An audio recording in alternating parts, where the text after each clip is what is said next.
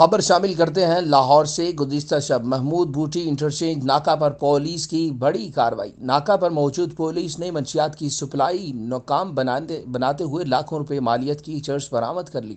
ملزم رات کی تاریکی کا فائدہ اٹھاتے ہوئے فرار ہونے میں کامیاب ہو گیا۔ لاہور پولیس موٹر وے ناکہ پر موجود duty incharge S I Naseer Ahmed اور پولیس اہلکاروں نے مخبری کی اطلاع پر لاہور سے آنے والی کرولا گاڑی کو روک کر تلاشی لینا چاہی۔ فیصل قریشی نامی کار سوار سب کچھ گاڑی میں چھوڑ کر فرار ہونے میں کامیاب ہو گیا۔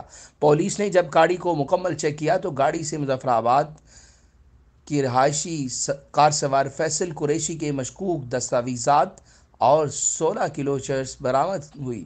پولیس نے 16 کلو چرس کے پیکٹ، شناختی کارڈ اور دیگر کاغذات قبضے میں لے کر تھانہ باغبان پورہ میں مقدمہ درج کر لیا۔ Report H M Fayyaz, bureau chief Punjab, PNP news HD Lahore. مزید خبروں سے باخبر رہنے کے لیے دیکھتے رہیے PNP نیوز HD۔